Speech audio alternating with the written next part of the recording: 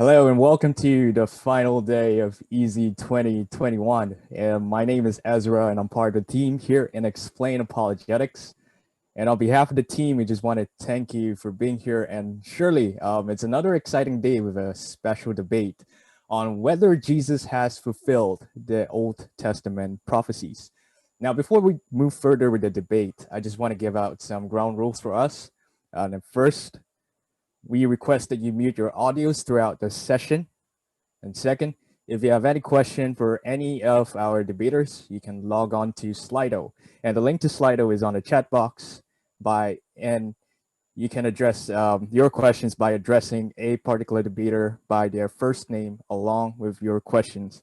And I will be taking them for the Q&A session at the end of this night.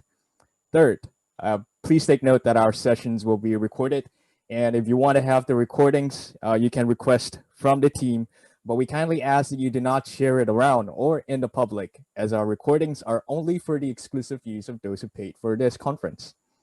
Fourth, be graceful, be respectful in all interactions. We welcome any questions in regards to whatever topic that has been addressed. And we understand that by nature, some questions may be offensive, but we kindly ask that you conduct yourself with grace and humility. And last but not least, if you have any questions or suggestions for the team, you can always come to me or the Explain Apologetics team.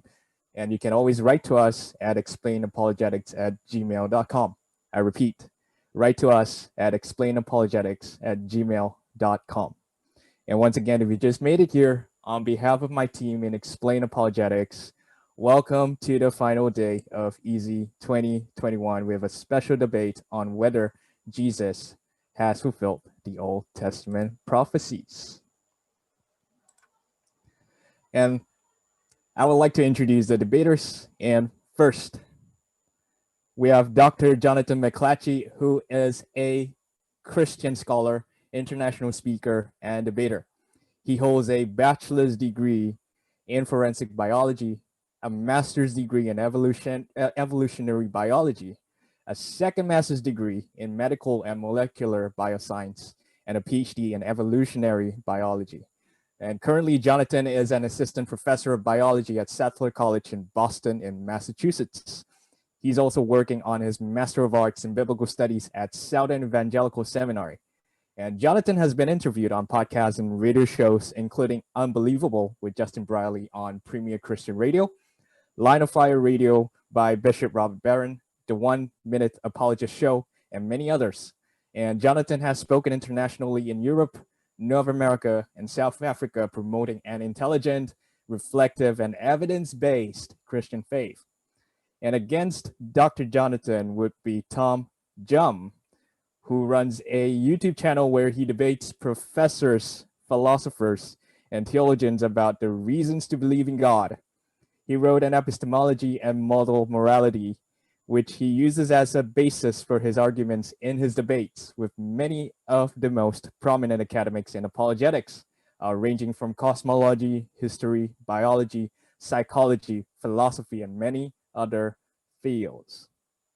So Dr. Jonathan McLatchie will be facing against TJump, and this debate will be moderated by Brendan Lowe, who is a second-year law student in the University of Cambridge, who is also an apologist, enthusiast, aspiring legal academic, and a proud Malaysian.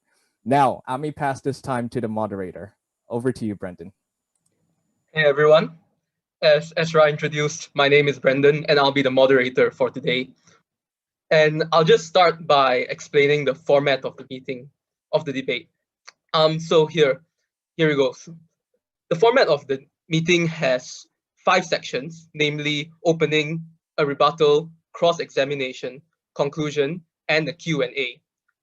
I will be providing an explanation for each section when we reach the relevant section. For now, I will start by explaining how the timing works. Each side will have 20 minutes for the opening, 15 minutes rebuttal, cross-examination 15 minutes as well, 8 minutes for the conclusion, and we'll end with the Q&A for the remaining time up until 10:55 p.m. Malaysian time. each debater in the team would be using all the time as they wish, but of course may end earlier if they like to. As for the timing, I will provide some indicators whenever the time is up, namely at 1 minute and when we have run out of time. I'll be using two devices to indicate this time, namely a bell and a visual aid that looks like this. 1 minute and time's up. So I'll ring the bell once, like this, when there's a minute left, and twice when we're out of time. When I ring the bell the second time, it will be highly appreciated if both debaters would stop speaking at the time. And so wisely, it would be good to start wrapping up your arguments once you hear the first bell. I'm going to have to be rather strict on time in the interest of the debate flowing smoothly. But I hope that the points not managed to be raised in the particular section would be able to be raised in a later section. Also, I would apologize in advance if either the sound of the bell is not picked up or you're unable to see the sign. I will do my best to make sure they are both heard. However, if the bell is not heard, or if the if the sign is not seen, we will need to move along as though the sound had been heard or the indicator had been showed, in the interest of the debate moving along smoothly. Before I will go into the specific sections of the opening, just want to check, does any of the debaters have any questions?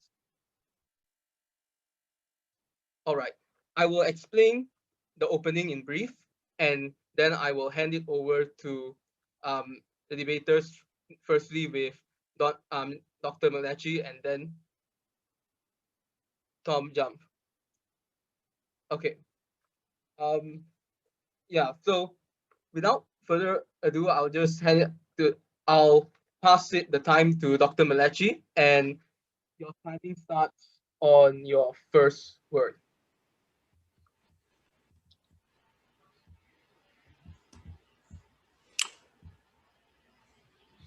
Okay, well, hopefully you can see this. So thank you, everyone, for attending tonight's debate, and especially would like to thank TJump for agreeing to participate in this evening's discussion, or this morning's discussion, depending on where you are in the world. So the question that was before us today is, did Jesus fulfill prophecy? And I want to begin by talking about how we should think about evidence. And here we see a courtroom, and I want you to imagine that the forensic scientist comes forward in the courtroom and presents the murder weapon that was involved in committing the murder that the person is charged with, and he points out that the murder on the handle of the murder weapon are the accused's fingerprints. Now, the presence of the accused's fingerprints on the murder weapon is evidence for the guilt hypothesis over the non-guilt hypothesis by virtue of the fact that it's more probable, given the hypothesis of guilt, than given the falsehood of that hypothesis. And therefore, although it doesn't prove that the defendant is guilty, it nonetheless provides evidence for that, because the presence of the accused's fingerprints on the murder weapon is more probable given guilt than given non-guilt. And so that's how I propose that we think about evidence. How, though, do we measure the strength of a particular piece of evidence? Well, I would argue that the strength of the evidence for a proposition is best measured in terms of the ratio of two probabilities. That is, the probability of the evidence given the hypothesis and the probability of the evidence given the falsehood of the hypothesis. So that ratio may be top heavy, in which case E favors H. It might be bottom heavy, in which case E favors non-H, or neither, in which case E favors neither hypothesis, and we would not call it evidence for or against H. Note that the probability of the evidence given your hypothesis does not need to be high for the data to count as evidence in favor of your hypothesis. Rather, the probability of the evidence only needs to be higher on the truth of the hypothesis than on its falsehood. Let me talk a little bit about cumulative cases and how these work in probability theory. Suppose that the probability of a piece of evidence, we'll call it E1, given the hypothesis is 0.2, but the probability of that same evidence given the falsehood of the hypothesis is 0.04. then the ratio of that probability of that evidence given the hypothesis against the probability of that same evidence given the falsity of the hypothesis has the value of 5 to 1, or just 5. That is a likelihood ratio that measures and quantifies the strength of that particular piece of evidence. 5 such pieces would yield a cumulative ratio of 3,125 to 1. If the initial ratio were 2 to 1, 10 pieces of independent evidence would have a cumulative power of more than 1,000 to 1. Thus, small pieces of evidence, no single piece by itself of very great weight, can combine to create a massive cumulative case. And so if there are multiple pieces of independent evidence, their power accumulates exponentially. Now, let me give you a little introduction to Bayes' theorem. This is the likelihood form of Bayes, the odds form of Bayes' theorem.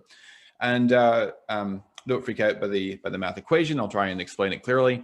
So here on the left, we have the posterior probability, the probability of the hypothesis given the evidence against the probability that the falsity of the hypothesis given the same evidence. So this is expressed as a likelihood ratio. That is equal to what's known as the prior probability, which is the probability of the hypothesis just given the background information, and the multiplied by the probability of the evidence given the hypothesis against the probability of that same evidence given the falsity of the hypothesis. So, so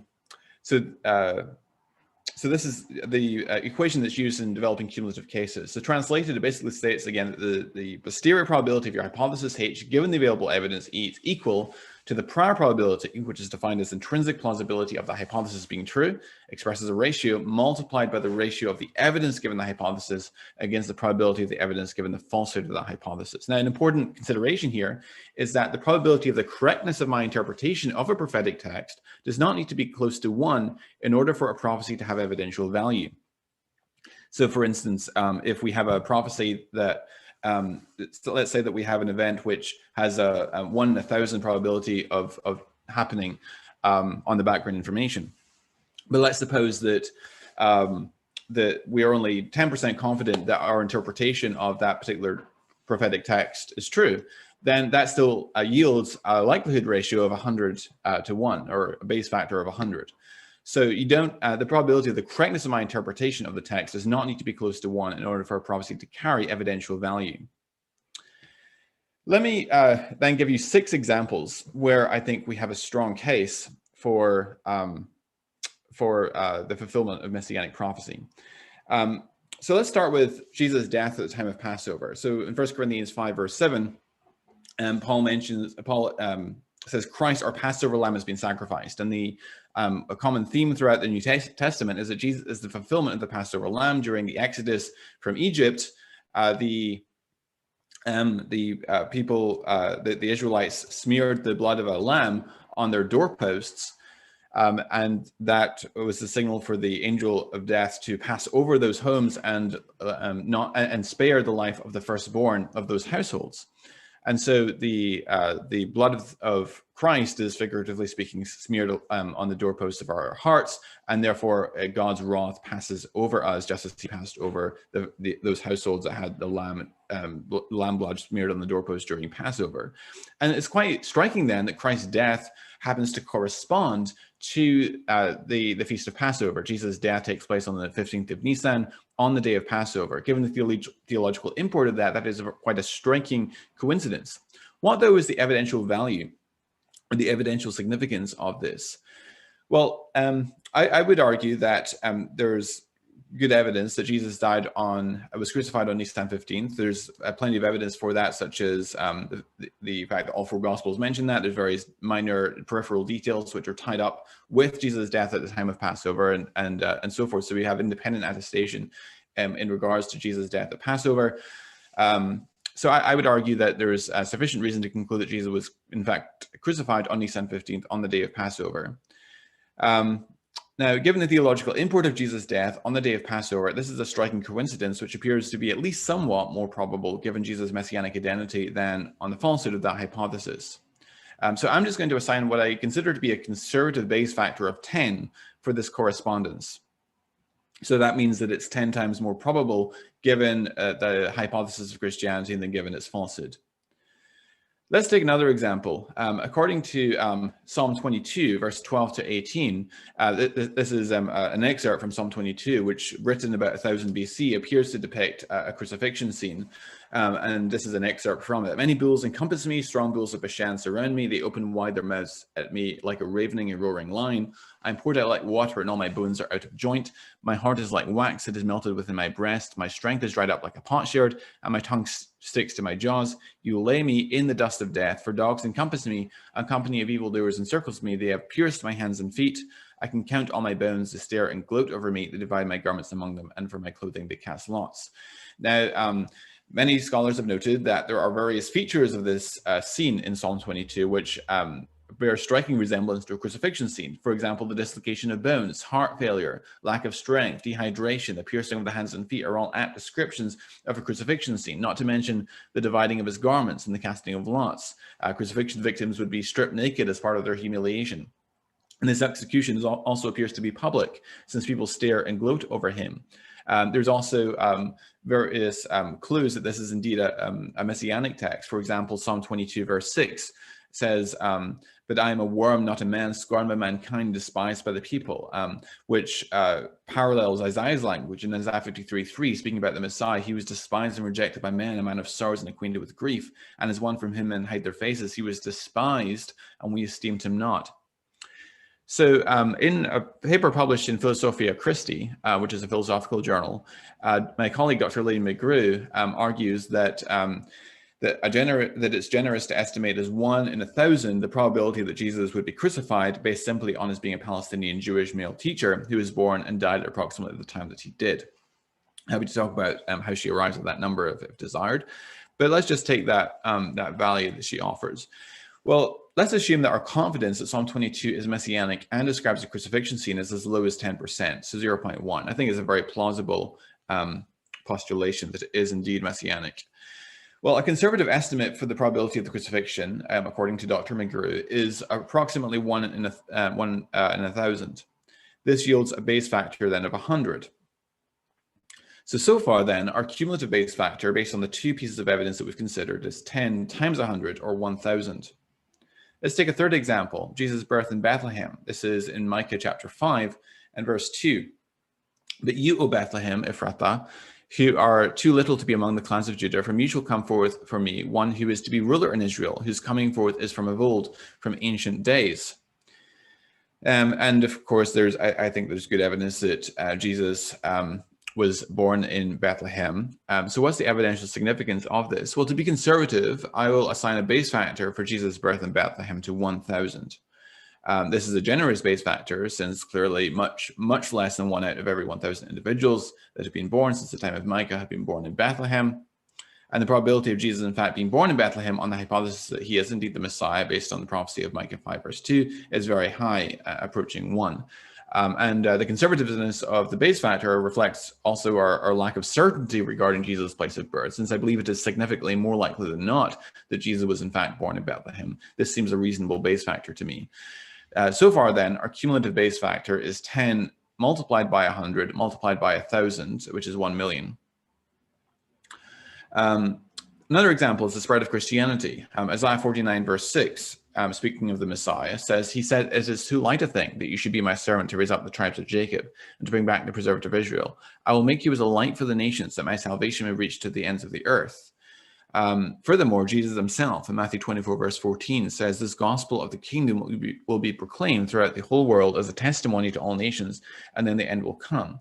So therefore, on the hypothesis that a given individual is the promised Messiah, the probability that they would bring representatives of all nations of the world to worship the God of Israel is approximately equal to 1. Whereas on the hypothesis that Jesus is not the Messiah, the probability is vanishingly small. In all history, only Jesus has accomplished this feat. So I will assign a conservative base factor of 100 for that particular fulfillment. So at this point then, our cumulative base factor is 10 multiplied by 100 multiplied by 1,000 multiplied by 100, which is 100 million. Another example is that Jesus was Jewish. So in Deuteronomy chapter 18, verse 15, we read Moses speaking to the people, "The Lord your God will raise up for you a prophet like me from among you, from your brothers. It is to him you shall listen." And of course, Jesus is Jewish, which fulfills that prophecy. So the Jewish population of the world in the first century has been estimated to be around 4.2 million, although this figure is probably excessive. And estimates for the total world population in the first century range between 150 and 330 million. So I'll take the most conservative figure of 150 million, which yields a probability of being Jewish of 0.028. That yields a base factor of around 35.7. However, for the purpose of my analysis, I will assume a base factor of only 10. Thus, our cumulative base factor thus far is 10 times 100 times 1,000 times 100 times 10, which is 1 billion. Sixth example is the destruction of the Jewish temple. This is from Daniel chapter 9, 24 through 26, which speaking is concerning the Messiah. I'm happy to defend that this is indeed messianic. It says 70 weeks are decreed about your people and your holy city to finish the transgression, to put an end to sin, to atone for iniquity, to bring in everlasting righteousness, to seal both vision and prophet, and to anoint the most holy place.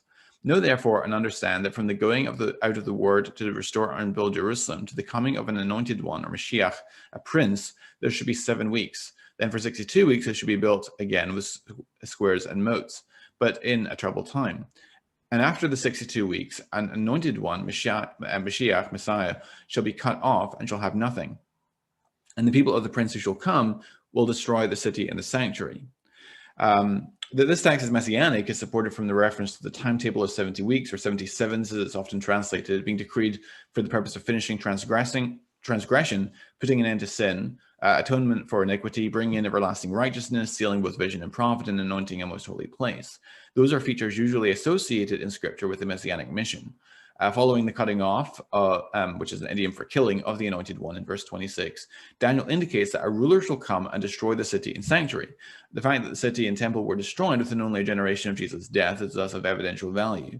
And of course, this is something that Jesus himself predicted as well. And so in Mark 13, verse 1 and 2, it says, as he came out of the temple, one of his disciples said to him, "Look, teacher, what wonderful stones and what wonderful buildings." And Jesus said to him, "Do you see these great buildings? There will not be left here one stone upon another that will not be thrown down."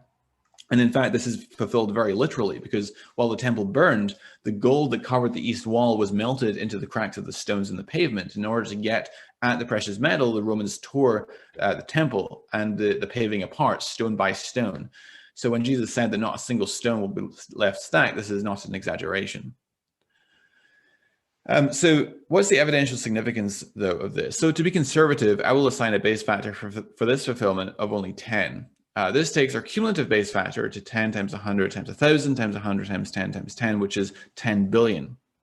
So let me then do a final analysis. And Brenda, how long do I have left? You have 4.5 minutes. Okay, thanks. So let me do a final analysis. So our cumulative base factor from the 6 examples considered in this presentation is 10 billion. That means, given the assumptions I made about the relative weight of each piece of evidence, this evidence is 10 billion times more likely if Christianity is true than if it is false. It is necessary when doing a Bayesian analysis to give an estimate of the prior probability. Prior probability relates to the intrinsic plausibility of a proposition before the evidence is considered. Priors can be established on the basis of past information. So for example, suppose we want to know the odds that a particular individual won last week's Mega Millions jackpot in the United States. Well, the prior probability would be set at something like 1 in 300 million, since those are the odds that any individual lottery participant chosen at random would win the Mega Millions jackpot. That is a low prior probability, but it could be overcome if the supposed winner were to subsequently quit his job and start routinely investing in private jets, sports cars, and expensive vacations, and so forth. And perhaps he could even show us his bank statement or the documentary evidence of his winnings. So those different pieces of evidence taken together would stack up to provide powerful confirmatory evidence sufficient to overcome a very small prior probability to yield a high posterior probability that the individual did indeed win the Mega Millions jackpot. So that helps to explain the concept of prior probability. So if we suppose, for argument's sake, that the prior probability of God sovereignly orchestrating the history is as low as 1 in 100 million, this the evidence I've adduced today is still sufficient to overcome that and yield a posterior probability of 0.99 of the hypothesis being true. This is relevant to developing the case for the resurrection as well, because this sort of evidence, considered cumulatively, significantly increases the prior probability of Jesus' resurrection. That is, the probability of Jesus' resurrection just given the background information alone. And the evidence, of course, for the resurrection also significantly, in turn, increases the prior probability of Jesus being the Messiah and therefore of his fulfillment of prophecy. And so it works both ways. The case from Jesus' fulfillment of messianic prophecy increases significantly the prior probability of the resurrection, and the evidence bearing on the resurrection increases significantly the prior probability of the fulfillment of messianic prophecy. So I will close with that and pass over to TJump. Thank you for your attention. All right, thanks, Dr. McLatchie. Tom, it's the same thing, 20 minutes. I'll start the timer on your first word. Thanks, guys. Thanks, McLatchie, for coming up to debate. Thanks for hosting this. I appreciate the opportunity to talk with you guys again. So to start my introduction, prophecy would be great evidence. Prophecy is just like science. It's a novel testable prediction where you're saying that you can tell us something about the future before we know it. A model that is able to accurately tell us these things is good evidence that the model corresponds to reality, but there are a few requirements. For something to qualify as a prophecy, it needs to be asserted as a prophecy. If someone doesn't actually claim this is an event that will happen in the future, then it's just a bunch of vague sounding prose that may happen to correspond to the future. This is not a prediction. This is foreshadowing. You can find this in every single book ever written. You just look in the past for any kind of vague analogy that seems to look like your preferred protagonist, and you can find connections with literally anything. It's very easy. This is not a prediction or a prophecy. It's just foreshadowing. To describe future events, you need to be able to identify this as a future event. If you don't do it, it's just listing a whole bunch of things, and you can cherry pick the ones that fit your case while ignoring the failures, which skews the statistics. In order to accurately calculate the probability of any given event actually being a prophecy, you would have to also include all of the failures. So if this event, which is not claimed to be a future event, is included as a prophecy, well, then you'd have to include all events that were not claimed to be futures events as prophecies as well, and then add those into the probability, which would say that given X number of random statements that don't claim to be future events, what is the likelihood I'll be able to find one that may correspond to a story in the future? And the probability is actually extremely high, which means if the event isn't literally claimed this will happen in the future, the probability of some of them describing one of your protagonists is extremely high, and so none of these count as evidence whatsoever. So the first criterion, it needs to actually say this is something that will happen in the future to count as a prophecy. The second one is that it can't be something people are trying to fulfill after the fact. If you say the Messiah is going to come from a city, then anyone who wants to be the Messiah, or you want to be the Messiah, you're going to say is from that city, whether they are or not. If you can't prove the lineage or the genetic composition of the person to actually show they were from that place, then pretty much everyone can just claim they're from there if they want to be the Messiah. And so it's not a prophecy. It's just making a goal for people to fulfill that they already want to fulfill. And so you're going to get a lot of claims that people were from that location. The third criteria is that it must be precise. It has to be very specific. It has to say something that can't be interpreted in a million different ways, because if it can be interpreted in a million different ways, that's equivalent to making a million different predictions. And you're simply cherry picking the one that fits your conclusion while ignoring the rest. So if the statement can be interpreted in a million different ways, you have to include all of the failed interpretations as evidence against your hypothesis. So just like the example before, if you were only selecting the one interpretation that happens to fit your story while discounting all of the other equally valid interpretations, that's just cherry picking the one that you want to fit your example. Next criteria is that it must be a novel and unexpected. Predicting that a city will fall in a Roman Empire, which is a warring state, is not novel. It's like predicting the sun will rise tomorrow. It's amazing prediction. I can predict the sun will rise tomorrow, and I'll be right every single day for hopefully many, many years. But that doesn't mean that I'm the son of a god. It just means that I can predict things that everyone already knows because it's already known. In order for a prediction to count as a prediction, it has to predict something new, something novel that we don't know yet. A few comments on Bayesian epistemology. Bayesian epistemology is like any form of argumentation. It's not evidence of anything. It's just a formulation of your already held beliefs. If you have these beliefs, then you should come to this conclusion. So BE does not help you realize, all it does is help you realize the consequences of your already existing beliefs. But most people don't need BE or any formal argumentation to do this. Most people can just already realize the consequences of their beliefs just by thinking about it. So BE really doesn't accomplish much of anything other than just telling you what you already believe in a more formal way. What we care about is the reasons to hold these beliefs. Is it the case that this argument is true? I don't care about the number you place on it. It doesn't make a difference one way or the other. If it's not true, well, then it counts for nothing. It's a zero. And when you are assessing the truth of whether or not Jesus fulfilled prophecies, you have to look at the failures. If you don't include the failed prophecies, then you're not accurately assessing the data. You're cherry picking. For example, Jesus prophesied that all over the world will worship him in Isaiah 2:11. That's not the case. It didn't happen. He prophesied in Isaiah 11:12 that the Israelites will be returned to Israel. Didn't happen. He prophesied the Jews will experience eternal joy. Didn't happen. Isaiah 51. He prophesied that the weapons of war will be no more. Ezekiel 39. Didn't happen. He prophesied that all those who died will rise again. Isaiah 26. Didn't happen. Hasn't happened yet. Failed prophecy. Ezekiel 42 clearly defines the third temple as being built by an actual temple, not a body. Didn't happen. Peace all over the world. Micah 4:3. Didn't happen. And Isaiah 2:4. Didn't happen. Not to mention that he can't be a descendant of David because he has no paternal father. He's the son of God. He doesn't have a father. How could he be a descendant of David? There's lots of things. Jesus was never the ruler of Israel. Didn't happen. So he fails all of these prophecies. And if you account any one of these as being even partially true, then Jesus does not meet all of the prophecies of the Messiah, because each of these are prophecies of the actual Messiah, and they fail. So some vague notions about stories that happen in the Bible that may seem kind of similar don't in any way make up for just any one of the abject failures of the prophecies that Jesus doesn't fulfill, which is why Jews don't think Jesus is the Messiah, because he didn't actually literally meet any of the predictions that the Messiah was supposed to meet.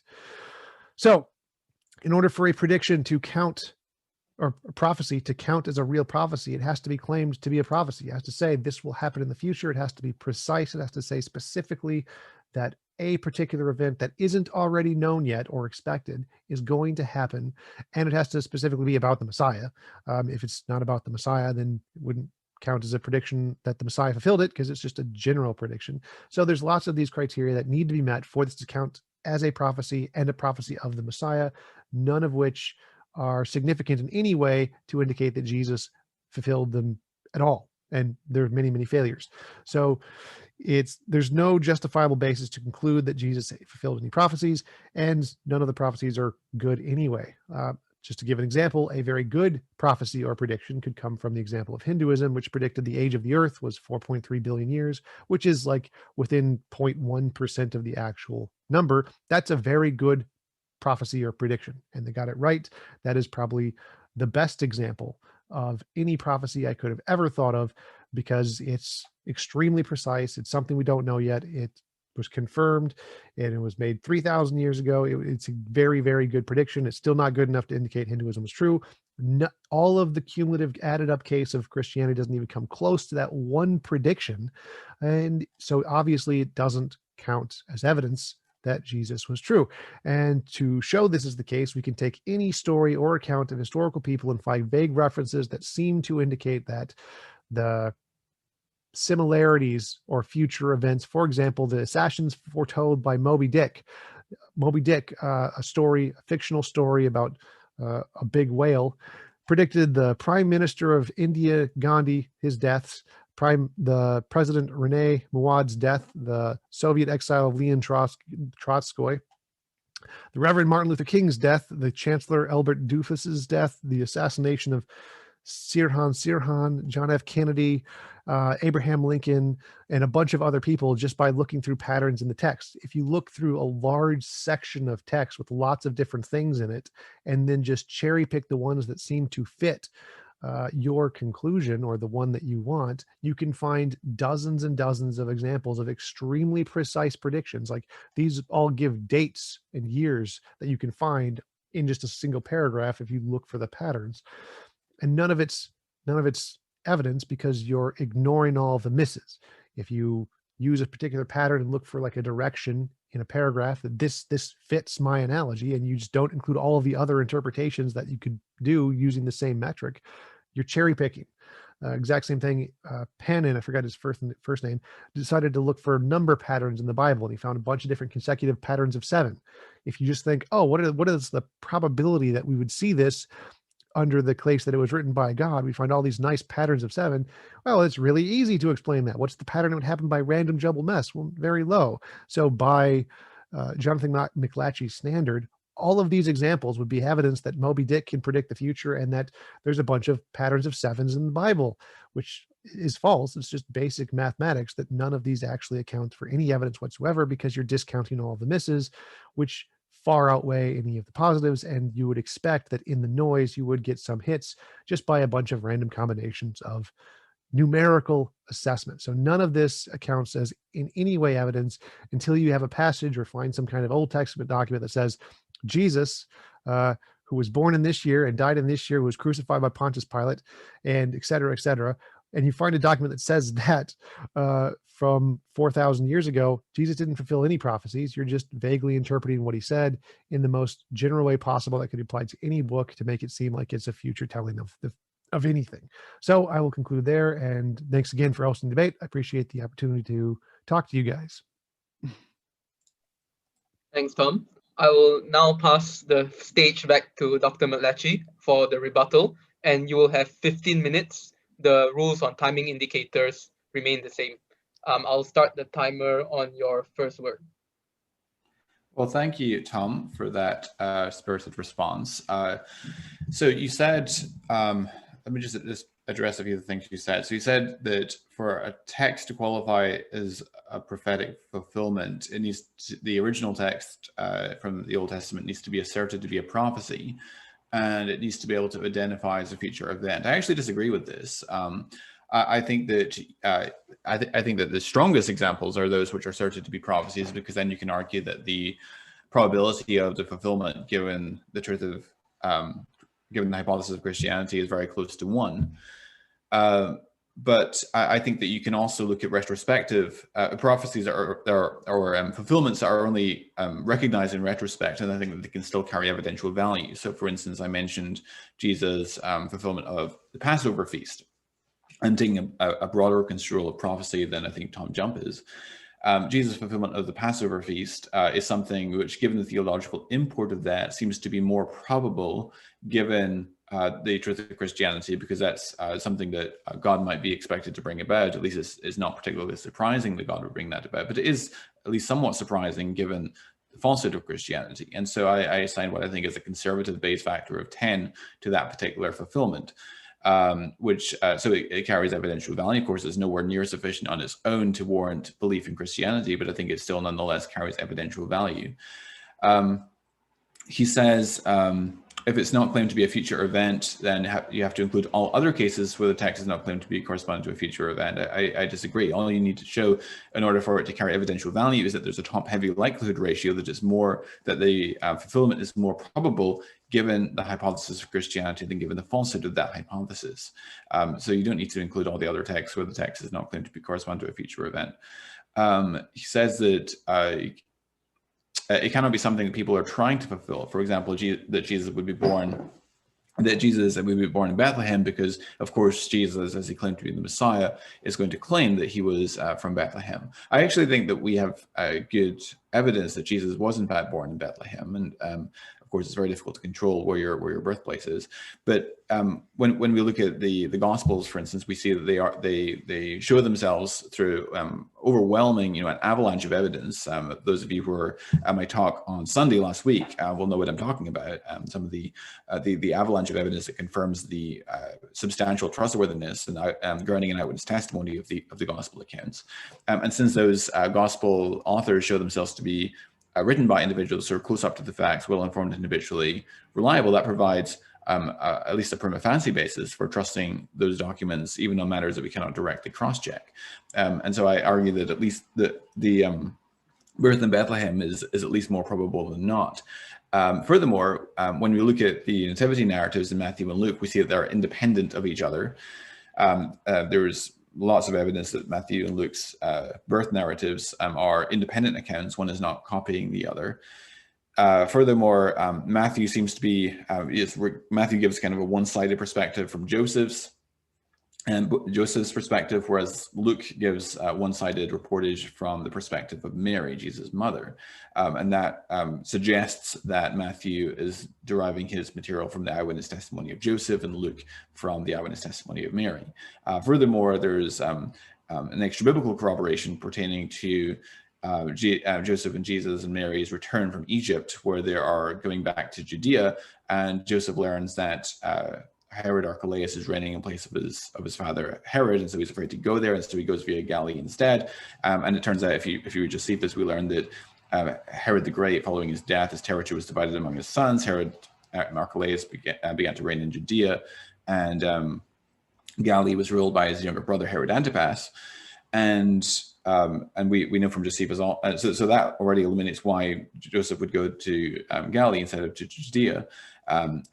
We also learn from Josephus that one of the last things Herod the Great did before his death was to have some Jews executed for their part in removing the Roman shields from the temple. And then after Herod the Great's death and Archelaus began to reign, you have the influx of Jewish pilgrims coming in for the Passover. And there was a mob of Jews that struck up an argument with some Roman soldiers and picked up stones and stoned the Roman soldiers, some of them to death, and then ran to the Jewish temple. And Archelaus, being enraged at this threat upon his government, rounded up his entire army and sent the entire army upon the Jewish temple, surrounded the temple, wouldn't let anyone leave or enter the temple, and because he surrounded the temple with the horsemen, sent the soldiers into the temple and told them, kill everyone you find, and he slaughtered 3,000 Jews that day. And so that illuminates, so you can understand what you can picture Joseph returning from Egypt, encountering this mass of fleeing pilgrims coming out of Judea, hearing what just happened right around that time, and thinking maybe it's best not to go into Judea right now, so he goes via Galilee. So that sort of extra biblical incidental corroboration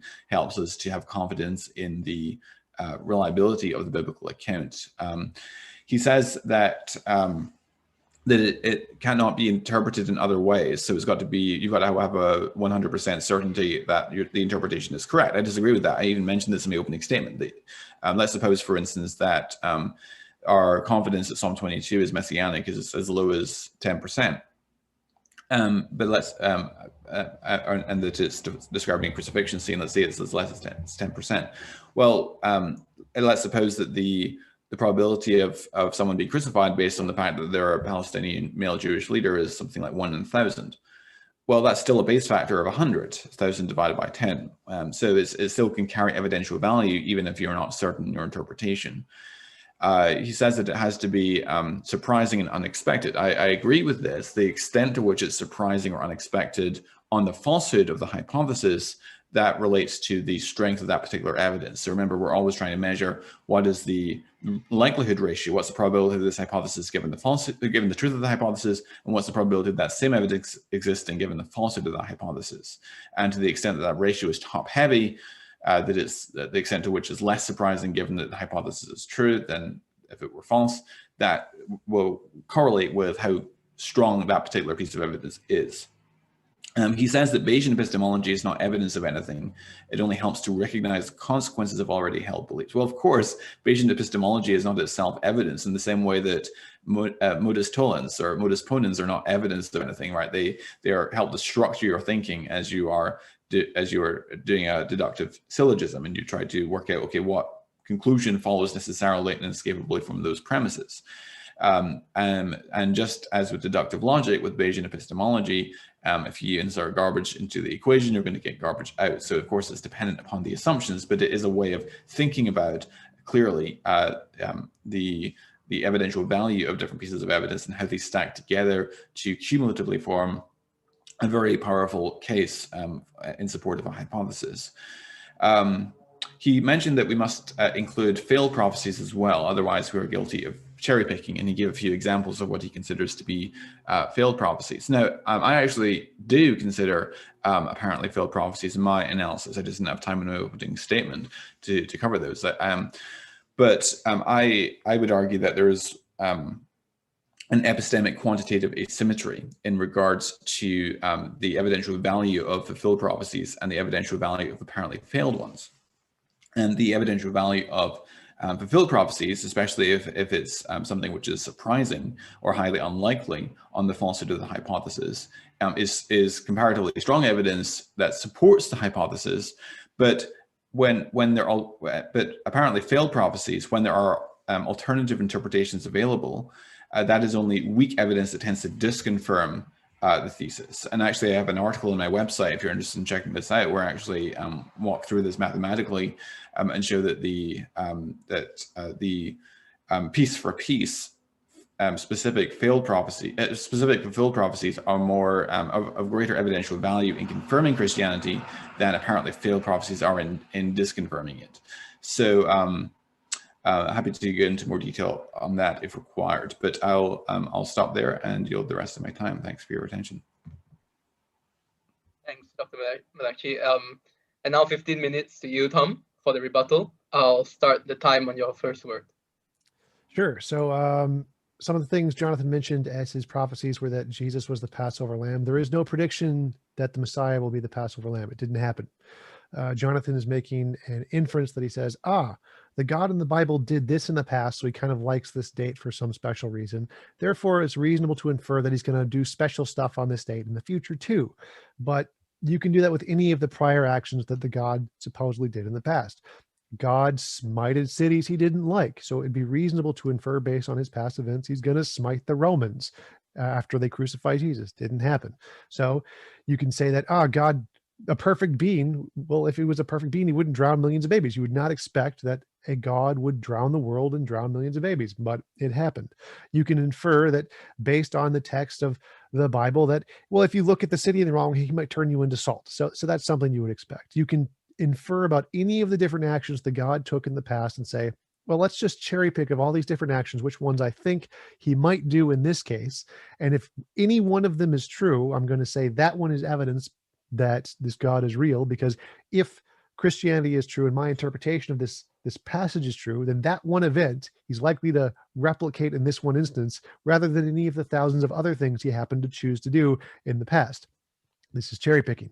You can go through any example in the Bible, look at all the actions God took, and infer from those that he will do future things that correspond to those actions. And since the God of the Bible is a mass murdering dictator who's literally done essentially everything, you can just pick whatever you want and assume that, well, I can just pick this particular action. God's probably going to have done it in the past, and so he's probably going to do it in the future, and you're probably going to get something. So this is just cherry picking. You're just picking random events that you think God thinks is important and then saying, well, I think he's going to do it now too. It's the exact same example I used before, where you're just looking at random examples of a bunch of stories and then picking the ones that you think fit your story and make your story look powerful. This is why it doesn't count as evidence and it's not a prophecy, because all you're doing is inferring from past stories. You cherry pick the story you like and then infer it about the future story. So that doesn't count as evidence.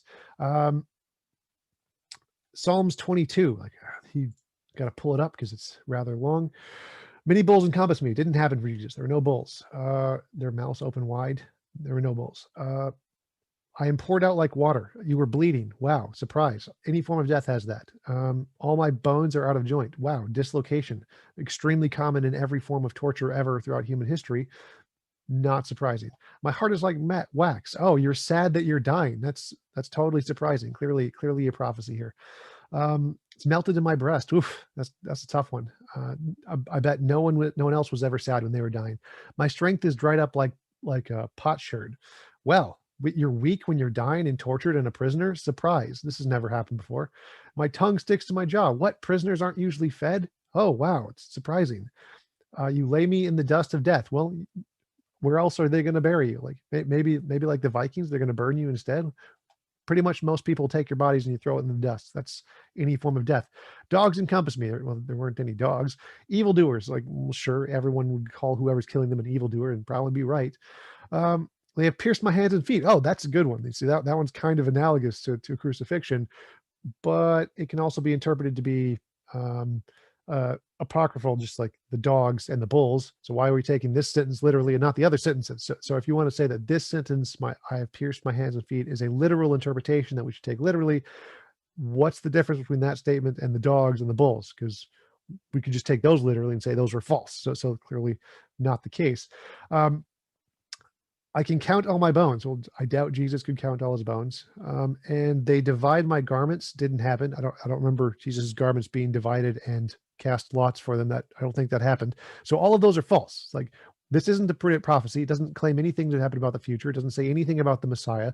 It's just a random event that happened in past stories that you can find essentially a single line that is analogous to Jesus, and the rest of them just apply to any possible death by anyone ever, pretty much.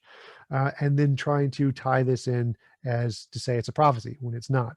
So none of it, this is a zero. This counts as zero evidence whatsoever, because you're, again, taking the hits, ignoring the misses. It's cherry picking. There's nothing here that's evidence of anything. It, again, not a prophecy. Doesn't claim it's going to happen in the future. Doesn't say anything about the Messiah. Most of these things didn't happen to Jesus if you take them literally. Picking the one that does literally fit, just cherry picking. None of this counts as evidence. Let's see, what else did he pick? So he claimed that Christianity was spread across the world. So most religions claim that. Most religions claim this is the true religion and we're going to spread across the world. This is not surprising. It's not unique. It's every religion predicts this. Every religion predicts some kind of worldwide adherence or worldwide event. Like in Norse mythology, they have a final battle that everyone will be a part of where Thor and Fenrir destroy each other. And so everyone's going to understand or believe at this point, because you're going to be in the battle whether you like it or not. Everyone makes these kinds of claims. It's not surprising that a religion would be spread across the world. This is not a prediction. It's just what every religious person claims about their own preferred religion. Nothing special about this. Jesus was a Jew. You got me on that one. I'll grant it. Jesus was a Jew. Congratulations. Proof that God? No. Evidence? Not really. No. It's kind of funny. Destruction of the temple. Now that one was actually pretty good. The destruction of the temple prophecy is a decent prophecy. It's saying that there will be a future event that we won't know yet in X amount of years. That's good. That's good. Problem is that it's predicting an extremely common event. Rome is a warring state. Cities get destroyed. There are wars that last 50 to 100 years all the time throughout Roman history. This isn't really special. It's just saying the sun will rise tomorrow. Congratulations. Giving like a 100-year time period in which a city will be destroyed. Cities really didn't last that long for most of Roman history. They got destroyed all the time and died from all kinds of reasons. It's not really that special. It's just saying, hey, war happens. Yes, war happens. This is not impressive. Not an impressive prophecy. Jonathan mentioned that the Matthew and Luke nativity accounts are both evidence. Well, they contradict. The stories literally contradict. There is a good account on the Wikipedia page, if you just Google it, that shows the different accounting of the traveling between the Gospel of Luke and the Gospel according to Matthew. It shows the timeline of the events. It shows where they contradict and how they don't match up with each other to show they're actually more likely fictions, which is why most historians consider them to be fictions. Next, a surprising thing he mentioned was that successful prophecies are more important than failed prophecies. Well, if this is a perfect all-powerful being and you expect a perfect all-powerful being to know everything, then you expect every prophecy made to be correct. If a single one is wrong, that would essentially disprove with almost absolute certainty that there is an all-powerful perfect being. So if there is a single failed prophecy in a Bible written by an all-powerful perfect being, it's debunked. That's like a 100% failure, right? That's so any successful prophecies there don't really matter, because your fundamental claim that you have an all-powerful perfect being who knows everything has been falsified. So even if there were successful predictions that were actually great, like in Hinduism, which predicts timeline scales with extreme accuracy and gets a lot of them right, depending on your interpretation, the fact that it gets a lot of other things wrong invalidates those, because it's not an all-powerful being. So the failed prophecies, when your claim is so great that there is this perfect being who knows everything, any failed prophecy outweighs any number of successes because it defeats your fundamental claim. Now, if you're just claiming you know a lot, or you have a smart guy and he made a couple failures and a whole bunch of successes, that's great evidence that he knows a lot. But if you're claiming he knows everything, a single failure defeats your claim.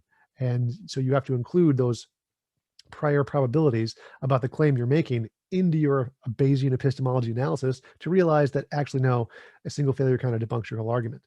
And I will conclude there. Thanks, Tom. I will now move the session on to the cross-examination, and it will be 15 minutes as well, but the difference is the time will be shared, of course, by both speakers when Dr. McLatchie is questioning Tom, for example, and Tom is responding. So 15 minutes, I'll pass the time to Dr. McLatchie on your first word. You are muted. Just to clarify, I'm not saying that there are failed prophecies. I'm saying that there are ones that apparently lack a fulfillment, and there are different interpretations of those texts that are available. So to show this mathematically, so for instance, let's assume that for example, probability of the evidence given the hypothesis is 0.9, and the probability of the same evidence given the falsity of the hypothesis is 0.999. So thus our base factor is 0.9, which is equivalent to a base factor of 1.1 against inspiration. So even and making the problem harder, let's assume that the probability of the evidence given the hypothesis is 0.1, and the probability of the evidence given the falsity of the hypothesis is 0.999. Thus our base factor is 0.1, which is equivalent to a base factor of 10 against inspiration. Whereas when we're dealing with something that's highly improbable, say that it's a 1 in 1,000 event, but we're only 10% confident in our interpretation, then the base factor is 100 to 1. And so do you not see there's an epistemic quantitative asymmetry at that point? No, again, based off of the claim that you're making that there is an all-powerful, all-knowing being, it would change the priors. You would expect that every single one would be perfectly correct. And so any expectation of any failure would have such a low probability that if it occurred, the probability of an all-knowing being is essentially gone. It's zero now because one thing didn't occur that was expected to occur. So you're messing with your priors here to get wrong numbers here. You're garbage in, garbage out on your Bayesian epistemology. So let's suppose that we have, so let's just take an example. So in the case of Messianic prophecy, you mentioned Isaiah 2 and other passages, Isaiah 11, that talk about world peace being established by the Messiah. That is legitimately interpreted as a future event that hasn't been fulfilled yet. Or to take a non-Messianic example, it's often pointed out that in Isaiah 19, for example, it talks about the Nile drying up. And that didn't happen historically, and so therefore it's an argument from failed prophecy. And I have an article addressing this in detail, but an alternative interpretation that's offered by Alec Mottier, for example, in his commentary on Isaiah, is that it's talking about Egypt's coming economic decline, and Egypt's economy will take such a hit that it will be as though the Nile dried up. And it's, I think, legitimate to interpret the symbolism, interpret that as symbolic, because Isaiah uses symbolic imagery elsewhere, such as people beating their plows into plowshares and swords into plowshares in Isaiah 2, for example. So an apparently failed prophecy where alternative interpretations are at least plausible, it doesn't seem to me to be strong disconfirming evidence. Would you not agree? I would definitely disagree. The fact that alternative interpretations are possible, each of those different interpretations would have to be included in the probability as failures. So for example, the one about the Nile drying up or whatever, since it doesn't give a time scale in X amount of time, you essentially have infinite time in the future. Eventually it's going to be true. Like if we imagine the sun expanding in 4 billion years to a red giant, the Nile is going to dry up. It's going to happen. So yep, you got that one right. In 4 billion years, at some point, the Nile is definitely going to literally dry up. Does that mean it's a confirmed prophecy? No. It just means that it's a vague prophecy. It means you could interpret it for every single year that humans exist, because it doesn't have a limiting factor, which means every single year it doesn't occur is a failed prophecy, or has to be interpreted as a failed prophecy, because you could interpret the statement as meaning it's going to dry up this year. Oh, nope, it's going to dry up this year. Oh, nope, it's going to dry up this year. So if you make a prediction like, there is a man named Bob standing in that direction, and you look and travel in that direction and you don't see Bob. And I say, oh, no, he's still there. Just keep looking. Just keep looking. And you keep looking, don't see Bob. And I just keep repeating the same thing over and over again. It's unfalsifiable. You can just keep saying that until you find a Bob.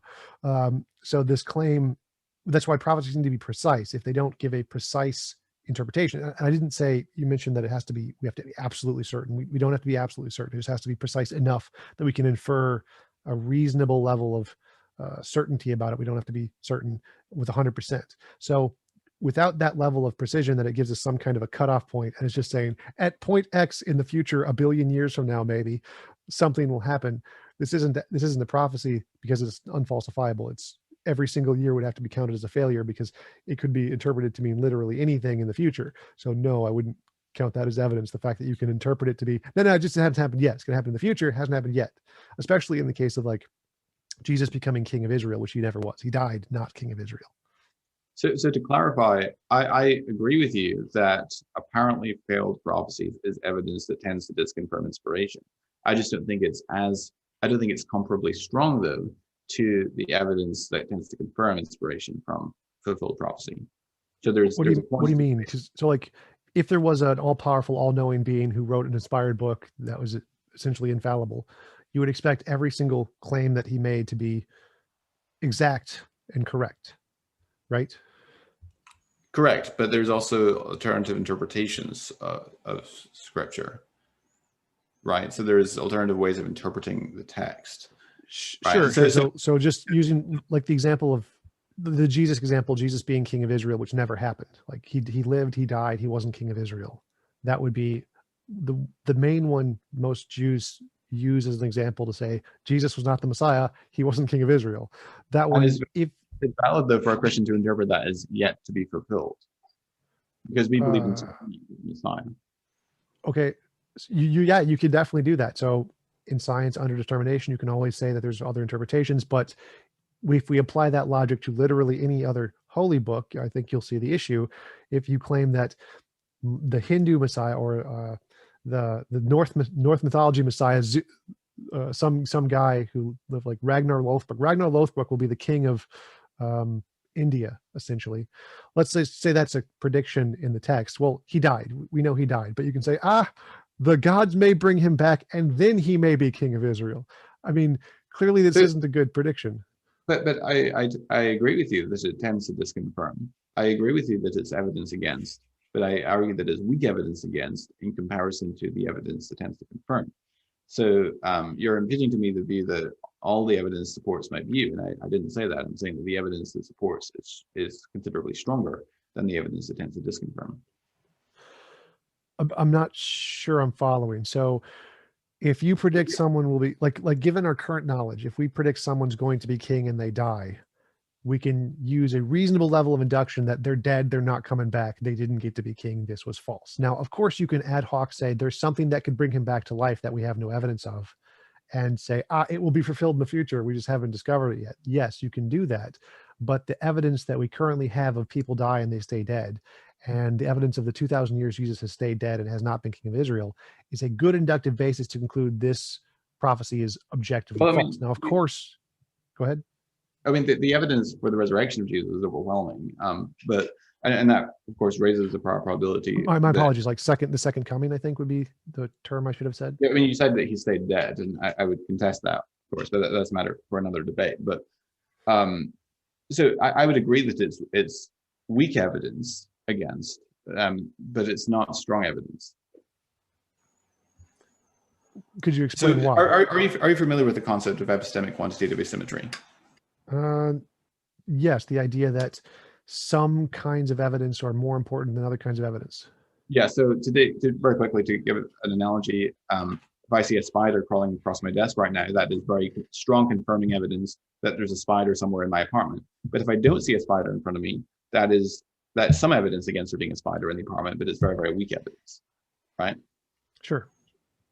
Okay, so that's the idea of epistemic quantitative asymmetry. And the same thing I think applies to prophecy, that specific fulfilled prophecies are comparatively strong evidence that tends to confirm, whereas apparently failed prophecies are some evidence against, but they're much weaker than the confirmatory cases. Right, but it depends on the claim. Like if I said there is absolutely 100% no spider in the room, and you see a spider, your claim has been debunked. So if the size of your scope of the claim you're making is sufficient that any kind of small instance could debunk it, and the scope of your claim in this case is that God is all powerful, all knowing, perfect, and gets everything right, a single factual error would be extremely strong evidence against that. So I'm not saying that there were factual errors in the prediction. I'm saying that from there's an alternative interpretation where it wouldn't be an error. But so right. that So our assessment of the evidential value. right. So, but since you can take any statement and ambiguate it to make it seem like it could be interpreted in a different way, that is more evidence of our psychological proclivity to make things fit, rather than the actual way to interpret this is that God got it right. We just don't understand it yet. It's more reasonable to say, no, we understood this correctly when we read it this way, and God was wrong. So the fact that there are two separate arguments here. One is that, yes, could there be another interpretation, but is that interpretation reasonable given our current understanding? No. Therefore, such an interpretation would be unjustified to take simply because it hasn't occurred yet. So to take that interpretation, while it is possible, would also lower your priors just to adopt that interpretation. So I agree that one can say that a particular scripture seems, or a particular prophetic text seems to have failed from the knowledge that we have available to us, and that would constitute some weak evidence that tends to disconfirm. But specific fulfilled cases of prophecy, I think, are much stronger. And actually, I refer you to my article on this. I think it would be instructive for you to read it, because it's mathematically demonstrably wrong what you're saying. Obviously not. No. So like, if you claim there is an all-powerful being and he's going to guess the lottery numbers and gives you a list of lottery numbers, and the next lottery it fails, you can say, oh no, he just meant the next one. No, he just meant the next one. No, he just meant the next one, and say, oh, he's going to be right in the future. But if given that context, you can interpret it with a reasonable amount of certainty that he meant literally the next lottery thing. The numbers he gave you were to win the next lottery, and it didn't happen. Therefore, you can say, no, this guy doesn't know what he's talking about. He's wrong. You could also say, no, he does know what he's talking about. He just meant a future one, not the next one, the one after the next one, or the one after the next one. But that isn't reasonable. Anyone who adopts that argument will be considered crazy. Like, no, the reasonable interpretation here is that he got the thing wrong. And the same thing would apply to the prophecies in the Bible. There's an all-powerful being who says, I will be the ruler of Israel, or I will come back. Like, forget what the quote is, where Jesus says, I will come back within your generation of some kind, and he doesn't come back for 2,000 years. It's exactly the same as the guy who said, I'm going to predict the lottery numbers, and you inferring that he means one of the ones in the next 1,000 years that come is going to be the number he predicted. No, it's the evidence is against him. He's wrong. He got it wrong. I mean, in the case of Matthew 24, which you alluded to, I mean, you're familiar with alternative interpretations of that text, which I think are quite plausible. That he actually appears to be setting up the disciples for a long wait. He says there will be wars, rumors of wars, earthquakes, and famines, but these are not the signs of the end. Do not be alarmed. And he describes the signs that will be the time of the end, and says this generation will not pass away until these things are fulfilled, which can plausibly be interpreted to mean that the generation that observes those signs. So again, this illustrates what I'm saying, that does constitute some evidence that tends to disconfirm, but it's only weak evidence because of the availability of alternative interpretations, especially if we have lots of cases of specific fulfillments, which constitute much stronger evidence piece for piece, at least comparatively speaking. Again, I would just repeat what I've said before. I think that I've already debunked that sufficiently. Well, I think I've already debunked what you've said.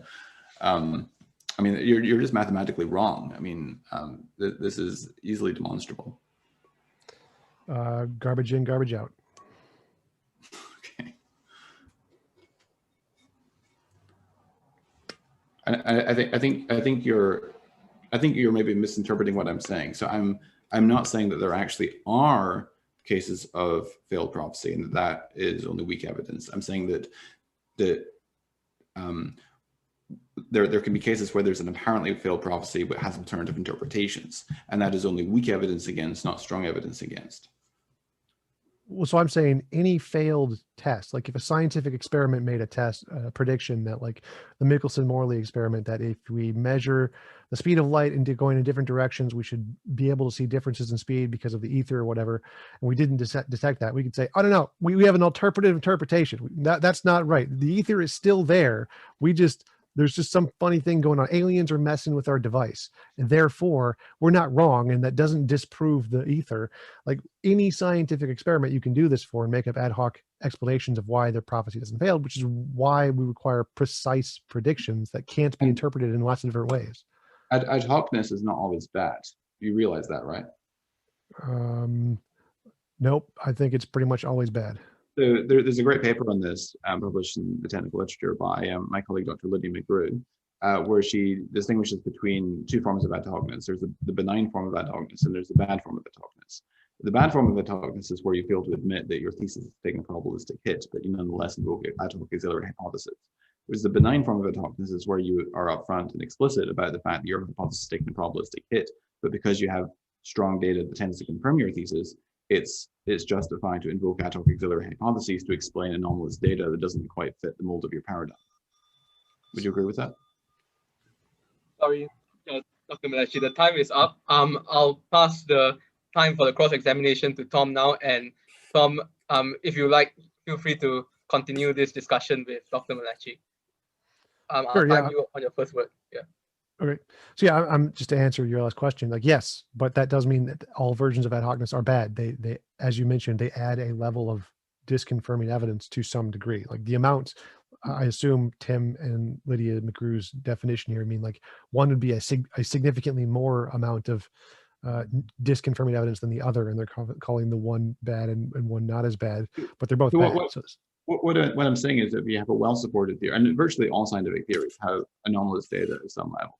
And if it's a well-supported theory, it's okay, I would argue, to explain away anomalous data or to invoke auxiliary hypotheses to account for it within the paradigm, because there's tremendous evidence that supports the paradigm as being true. So even if you don't know how the anomalous data fits with the paradigm, you nonetheless have independent reason to think that it does. Does that make sense?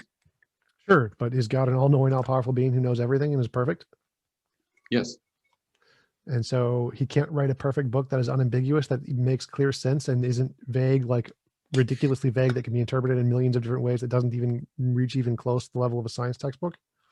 Well, most of the prophecies that we have are short-range predictions rather than long-range predictions, and they were made by prophets for the purpose of demonstrating that their message was actually from God. And in fact, Deuteronomy 18 says that if a prophet speaks a word that does not come to pass, then that prophet is not from God, and they need not be afraid of him. They spoken presumptuously, and of course the ancient Jews had access to those prophets and could ask them questions and hear them preach, presumably multiple times, hear it said in multiple ways, and so they had a position of access to those prophets that we do not have. We're reading the ancient literature, as it were. Most prophecies are short range rather than long range predictions, and those are primarily for the people at the time to confirm to them the divine authority of Scripture or the divine authority of the prophetic words. Right. So if most are short-term prophecies, you could infer like Jesus's prediction that he will come back to the next generation is reasonably also a short-term prophecy, and that has a higher level of probability or a better likelihood that you should interpret the statement in that way than the alternative that it's some future prediction for at least thousands of years in the future. And if that could be taken as evidence that tends to disconfirm Christianity, but it's only weak evidence because there's alternative interpretations which are at least plausible. So although it provides some disconfirming evidence, it doesn't. It's not a disproof or a falsification. What theory doesn't have alternative interpretations? Most theories and most hermeneutical approaches to Scripture are going to have alternative interpretations. And no, I mean like any scientific, mathematic, what any theory that doesn't have alternative interpretations. Can you know any of them? Correct. They all do. You're completely correct. But that doesn't. But the interpretation of text is probabilistic, right? We have a certain probability associated with our interpretation of the text. Would you not agree? Sure. I mean, all theories have a probabilistic assessment there. So when you bring up an apparent failed prophecy, that is some evidence that tends to disconfirm, but it on its own, it's not sufficient to disprove. Would you agree? Yeah, absolutely. We can't 100% falsify pretty much any theory because we could all be in the Matrix. We could all been created 5 seconds ago by aliens, so we could never know anything with certainty. So the question is, is a specific fulfilled prophecy of greater evidential value than an apparently failed prophecy, or vice versa? Which would you say? Well, it depends on the claim. Like if I claim that I am a random human being and I'm just a really smart human being, and I make 10 predictions and 6 of them are correct, that's a perfectly reasonable claim. The disconfirming evidence would not be sufficient to debunk my claim that I am a very smart human being.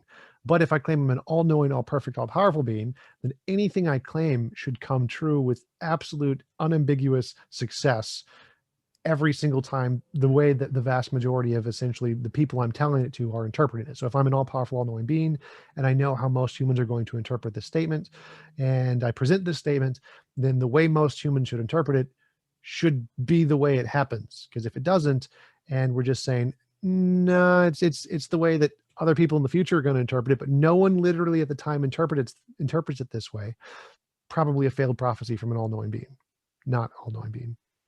Okay, well, I think I've addressed that ad nauseum, but is your cross-examination sort of a pretest question? Yeah, so you admit that every theory has alternative possibilities, and the important point is what's stronger, the confirming or the disconfirming evidence. The confirming evidence you presented was an analogy between the Passover and Jesus, which isn't a prophecy. Like, why do you think that's a prophecy? Like, I want to clarify, like, was my description of your argument correct, that you are saying that God thinks this is an important date in the past, therefore it's reasonable for me to infer this is an important date in other things he's going to do? No, so the argument is that so Jesus is presented in the New Testament as being the fulfillment of the Passover symbolism, that just as in during the Exodus, the Israelites were to smear the blood of the lamb on their doorpost, so likewise Christians are to smear the blood of the Lamb of Jesus, figuratively speaking, on the doorposts of their hearts, so that God's wrath passes over us, just as he passed over the Hebrews. The fact that Jesus' death corresponds then to the day of Passover is a striking coincidence. It's not in its own sufficient to show that Christianity is true, and I even give it a relatively weak base factor of only 10. So it's some confirmatory evidence, because it's more expected, or makes better sense if Christianity is true than the falsehood. At least it seems to be somewhat more surprising given the falsehood of Christianity than given its truth. And therefore, so you're inferring from past things in the Old Testament, saying there's a pattern here. We can infer the same pattern about Jesus, and that is evidence in some way. It is evidence because it's more probable given Christianity than given its falsehood. Notice that I don't need to say, for something to carry evidential value, I don't need to say this is highly predicted given the truth of my hypothesis. I just need to show that it's more probable given my hypothesis, or that it's more surprising given the falsehood of the hypothesis. Right. So if we look at the actions of the Old Testament God who destroyed Sodom and Gomorrah and flooded the earth, we could say it's expected that such a God is going to wipe out Rome for killing his son, or essentially something like that. And that would be a reasonable inference to make based off of the past actions of the Old Testament God. And so if that happened, and we just saw after Jesus died, everyone was wiped out from Rome, that would also qualify as evidence on your hypothesis if it had occurred, correct? Because you're inferring from the past nature of the God and past events that this future event would happen, because it's expected under the hypothesis that this kind of a God exists, and that event occurred. Therefore, based on your definition, that would count as evidence, wouldn't it? No, I don't think so, because there's nothing that would lead me to believe that such a thing would happen. Given, and you brought up the example of Daniel 9, I brought up the example in my statement, you responded to it, and that with the destruction of the temple in AD 70, that is something which is predicted given Christianity, but it's somewhat surprising given the falsehood. And as you said, it's not completely out with the realm of plausibility given the falsehood of Christianity, but it's something that at least it's so highly expected given Christianity that it's some evidence that tends to confirm it, which is why I give it a conservative base factor of only 10. Well, so I'm not following here. So it's expected that God would do the Passover thing, even though that's a very rare thing in the Bible, not very common, but his mass murdering is extremely common, happens all the time. It's throughout the Bible. So it seems to me more expected that God's going to mass murder people he doesn't like is something we should expect based off of the Old Testament, or should expect significantly more than an analogy to a Passover lamb. So if my interpretation is correct, like given my hypothesis that God is a mass murderer and we expect him to mass murder people, and we have a very clear pattern of mass murdering in the Old Testament, then it would be reasonable to infer that if there's a whole bunch of mass murdering after Jesus' death or whatever, that would be expected. Like that seems to be a reasonable interpretation of the text. Now, obviously not your interpretation, I grant that, but this seems to be a very reasonable interpretation of the text to infer from God's past actions about his future actions. And given your own system of Bayesian epistemology of saying, given the hypothesis is true, we want to assess whether this occurrence is more likely than if the hypothesis is not true. God mass murdering all the people of Rome for killing his son seems to be significantly more likely, given the hypothesis is true, because past history of mass murder is very common. Therefore, if it occurred, that would count as evidence too, wouldn't it? I think it would depend on the circumstances. So I can imagine certain scenarios in which that would kind of constitute evidence, but you need to go into more specifics about the particulars. I'm not sure what you mean. Like what? So past evidence, God has a tendency to do this. If we kill his son, we could expect a similar tendency. The tendency occurs. Do you need more? I'm not sure. Like that seems like a clear pattern. It depends on the particulars of the case and how unexpected would be the circumstances given the falsehood of Christianity, and how expected are they given the truth of Christianity. But I don't like discussing hypothetical scenarios without any particulars. So I'd rather get back to discussing the evidence that we actually do have and discussing its evidential value. Well, I think that's what we're doing here. So it seems like you have cherry-picked a methodology that could work for literally anything, where you just pick a pattern of history of the Old Testament Bible. God has this pattern. I like this pattern, so I'm going to infer this pattern about this event. Therefore, it's evidence. But you could do the same thing. Like you literally need to do the same thing to the hypotheticals, because every hypothetical that can apply the exact same methodology and that you wouldn't count as evidence just demonstrates that you're cherry-picking using this methodology for the instances that indicate your case, but dismissing the ones that don't indicate your case. So I want to see if I can take the methodology you've presented, apply it to the hypotheticals that are false, that are clearly not true, and see if it would, in those cases, also apply for evidence, because if it was, that demonstrates that your evidence only is cherry picking the particulars that you like while ignoring the misses. That's the point I'm making here. So would you say that it's equally probable that Jesus' death occurs at the time of Passover, whether Christianity is true or false? No, but that's not the argument I'm making. So my argument here is that, well, I'm claiming that methodology is just ridiculous in this context. So I'm saying that, you're saying like it's not equally probable. You must think it's evidence. No. So what I'm saying is that I don't care because we're assessing a particular truth claim with a particular negative claim, which just isn't evidence. It's not evidence to say, if there is a leprechaun in my basement, there is more likely to be gold in the house somewhere, because leprechauns like gold. The probability of that being true would, if we found gold in the house, that would be higher, more likely if there was a leprechaun than if there wasn't a leprechaun, because leprechauns like gold. Is that evidence of leprechauns? Yeah, no. It is. So if you can show that if there was actually a reason to believe that it's more likely that there'll be gold in the house if there's a leprechaun than it's falsehood. I'm not sure how you would make that argument, but let's suppose that you make the argument. Then that would be evidence, but it wouldn't be sufficient evidence to conclude that there's a leprechaun in the basement. And that's because we have to, the strength of evidence must always be, is always relative to the prior probability, right? So the prior probability is the probability just given the background information. Given that we don't have any independent reason to believe that there are leprechauns that exist, and we have independent reason to believe that there could be other plausible explanations for why there's gold in your house, then that would only be at best very weak evidence if you could show that there is some sort of link between leprechauns and gold in your house. Right, which is why I consider your entire methodology flawed here, because you're saying, well, because it would be evidence. It would be evidence of leprechauns because there's gold in the house, and under the hypothesis that leprechauns exist and like gold, that would increase the likelihood that there would be gold in the house. Yes. That's not the way we should assess evidence. That is a very faulty way to assess evidence, because you're not including the alternatives within the theory. You're just assessing every single individual theory on its own merits without including the alternatives. So to include the alternatives, we have to include, like in the case of a Jesus, if we want to accept this methodology as counting for evidence, then we can infer any collection of past events from the Bible and combine them in any way we want, and infer that those events would be likely to happen to whatever, like after Jesus. So we see lots of killing in the Bible. God is a mass murderer. If we anger God, he will mass murder us. We anger God, he mass murders us. Therefore, that would also be evidence of a God, given your methodology. So again, the point here is that your methodology is bad because you're only assessing the positives and not the negatives, the hits and not the misses. You're cherry picking. You're saying I do assess the negatives. And I just don't have time to get into it in the scope of my opening statement. But was that 1 minute or time? I think we've got a minute. Okay.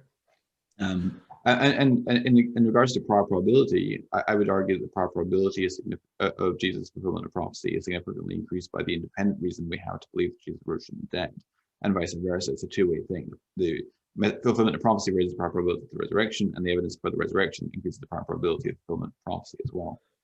Right. So my question here was that given every single hypothetical of we expect this of God's nature in the past, we look at the Old Testament, we find a pattern in God's nature of what he does and infer from that pattern he's going to do something in the future, and he does something in the future because his nature, he has previously done something similar.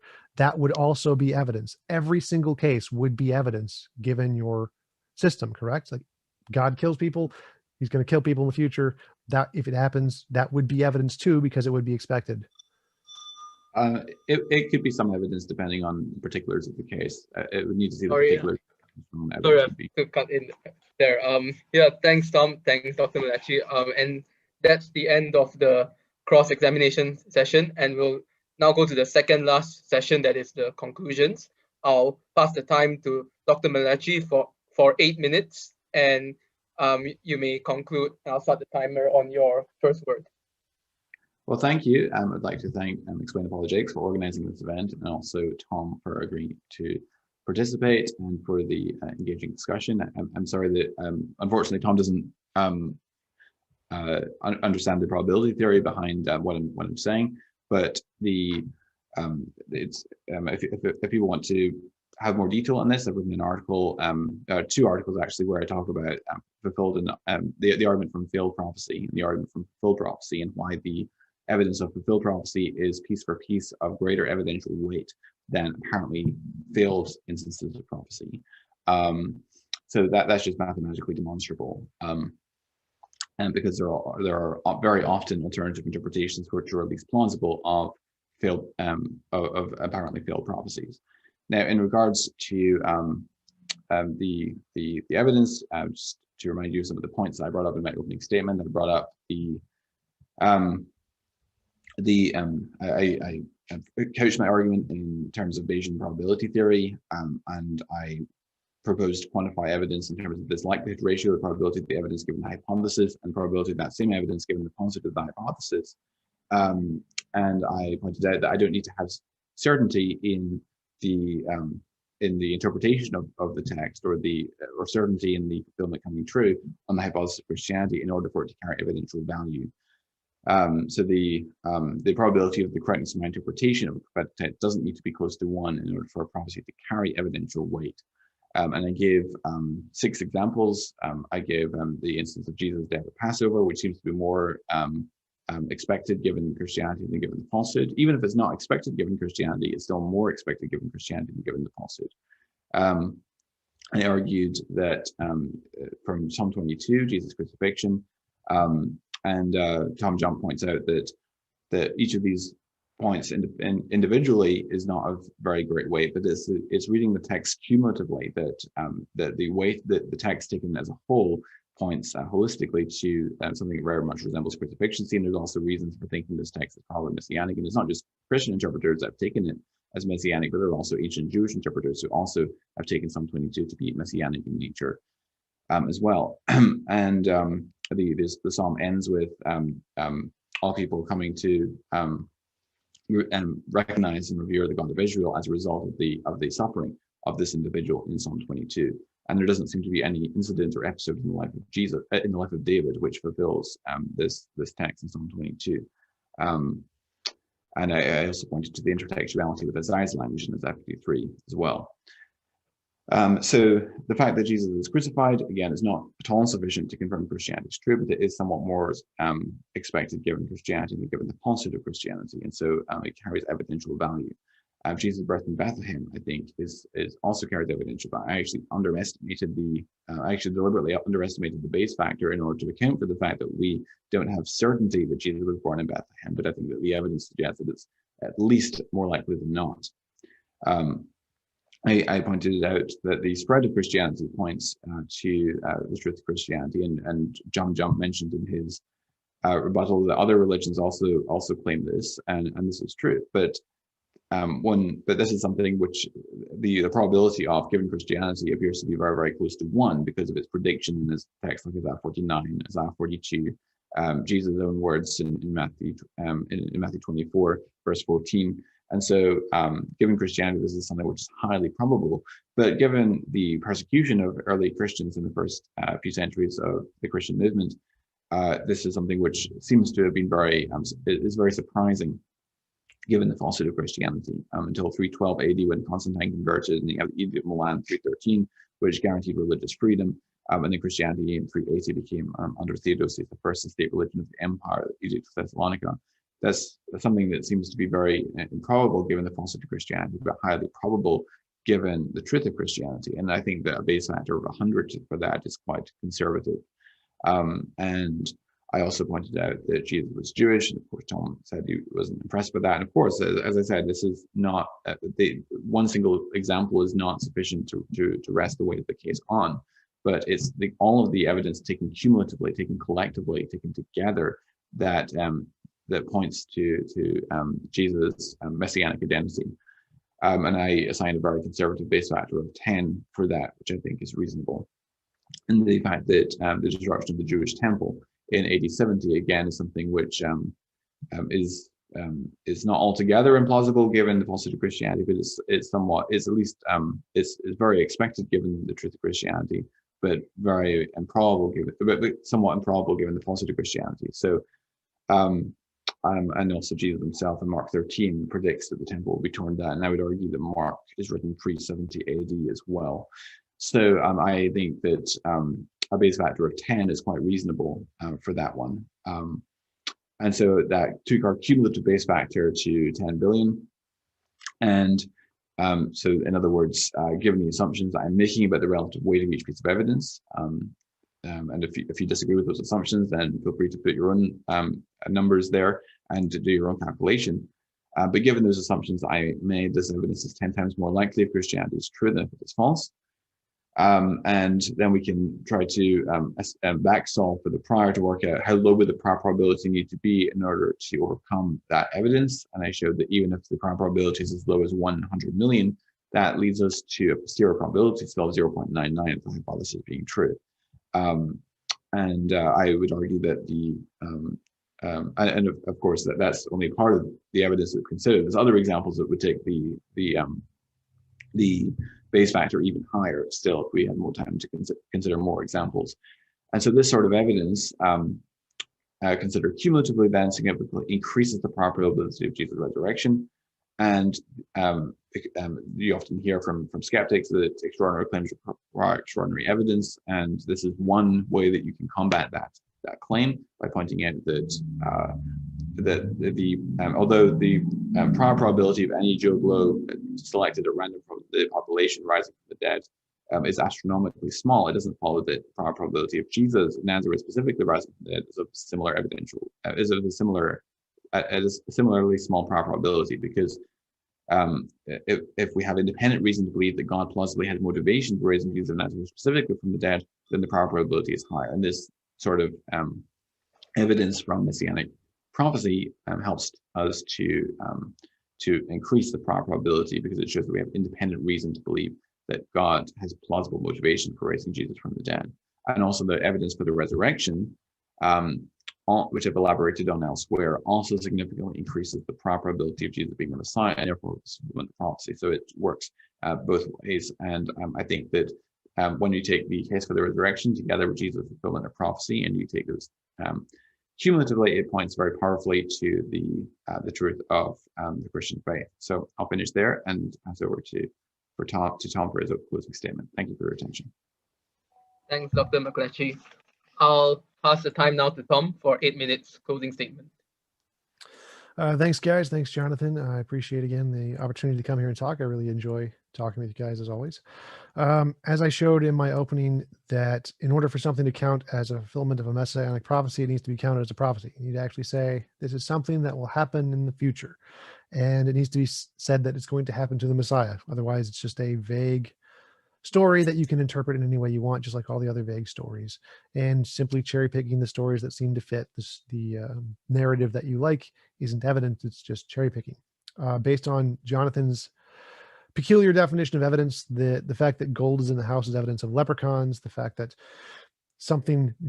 anything you could infer, like lightning happens, would be evidence of Thor. Just any of the most general kinds of connections would count as evidence. That is not a good way to assess evidence, because again, you can just cherry pick any instances you want and say it would be evidence of your preferred hypothesis, with discounting all of the disconfirming evidence. You have to assert the alternative hypotheses and see which one is actually better in that case. The fact that lightning is produced by electromagnetism and particles rubbing in clouds is a much better explanation. So the fact that lightning occurs is not evidence of Thor. It's just zero evidence of Thor, because an alternative hypothesis explains it better.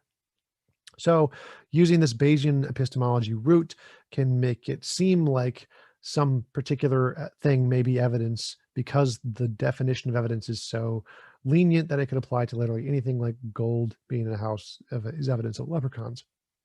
Therefore, when we assess evidence in the reasonable way, saying, well, which is the more plausible hypothesis here, the idea that vague stories in a book somehow correlates to the preferred narrative is the less supported hypothesis than that it's just a bunch of vague stories and you cherry pick the ones that fit. Just so that would be the bunch of vague stories, you cherry pick the one that fits, would be like particles rubbing together produce lightning, and this story actually corresponds to Jesus, would be like Thor created lightning. The more plausible hypothesis is that there's a whole bunch of stories in there and you just pick the ones that fit. And so most of the examples Jonathan listed can be seen as just cherry picking in that way. There wasn't any good predictions. Like a good prediction is like the one from Hinduism that predicts the age of the earth was 4.3 billion years old. That's a really good prediction. It's very accurate. It's very precise. Could it be interpreted in different ways? Everything can be interpreted in different ways, but the most reasonable interpretation is that in Hinduism, the earth was 4.3 billion years old, which is an extremely accurate, extremely precise prediction. That is real evidence. That's what real evidence looks like. None of the prophecies that Jonathan mentioned even come close to that. And even with that prediction, it's not enough to support the conclusion that Hinduism is true, because all of the things that it says that are not true. So the fact that even if you had a very, very good prediction, which Jonathan does not have or did not provide, would not be sufficient evidence to conclude Jesus was the Messiah or created the universe. You would need something extremely profound for that, which it cannot be found in the Bible. And I will conclude there. Thanks, Tom. And thanks to both speakers for the brevity in saving us a lot of time for the next session, that is the Q&A. So please, if you have not already, or even if you have sent some, feel free to send some more. Send your questions through Slido. Ezra has posted the link in the Zoom chat already. There are some questions now, and the way it works is I'll read out the questions that Ezra and Marcus select, and I'll direct them to the relevant speaker according to the name stated in the question.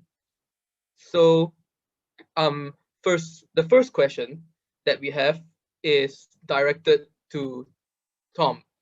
So the first question asks, Tom, you said not all prophecies were fulfilled in the Old Testament. Prophecy is predictive in nature, and that doesn't mean it will be fulfilled simultaneously. How then can we explain that almost 80% of the Old Testament prophecy was fulfilled by Jesus? They weren't. It's just false. You're just cherry picking data that seems to fit. It's actually the vast majority of prophecies don't fit Jesus. The ones that specifically say the Messiah will do X, Jesus fails on the vast majority of them, like be the king of Israel. Didn't happen. The reason Jews didn't become Christian was because Jesus fails the vast majority of the prophecies. So it's very clear to see that he didn't. It's a Christian myth that Jesus fulfilled the prophecies in the way he did. The academic sources disagree completely. The academics in history, the New Testament, Old Testament scholarship say that he didn't. The vast majority of historians say he didn't. It's a Christian myth that he did. Thanks, Tom. We have a second question also directed to Tom. So, Tom, this question asks, would miracles, and he defines miracle, he gives examples of miracles such as instant regrowth of intestines or healing of autoimmune diseases like multiple sclerosis, be indications of supernatural activity? Possibly depends on, like, if you make a prediction, if you pray to a god and say, every time I pray to a god, it will heal intestines, or it will heal intestines at a higher rate than chance, then yes. The fact that natural things occur, there is a natural phenomenon of healing in people at a certain rate. People get healed for biological reasons that we don't understand all the time. And that would not be evidence of the supernatural just because we can't explain it yet. The fact that something occurs that we can't explain isn't evidence of the supernatural. It's evidence of something we can't explain. In order for it to be evidence of the supernatural, you would then need to say, I have this methodology that can show why it happens in some cases more than others. So I could say, if we pray to God and for the intestines to heal, and it happens at a higher rate when we pray to God than when we don't, then it would be evidence of the supernatural. But just the fact that it happens isn't evidence of anything. It's just something we can't explain yet. Thanks, Tom. Just another reminder to send questions that you would like answered to Slido. There's still a lot of room for questions and a fair amount of time for it.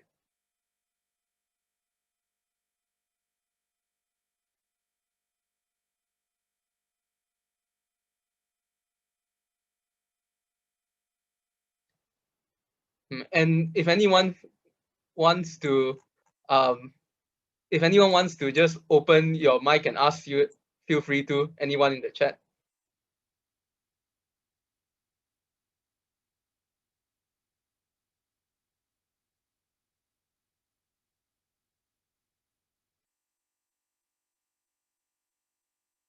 I'm going once, going twice. Yeah, I have a question actually.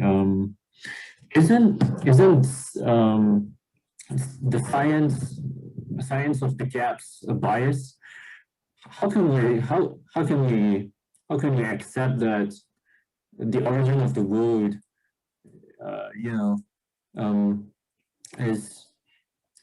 is definitely ascribed to just naturalistic causes instead of supernatural causes? How can we say with certainty that everything is natural, that because there's an argument, one that says the cause of the universe is non-spatial, is non-temporal, and it's what's the last one? It's non-physical.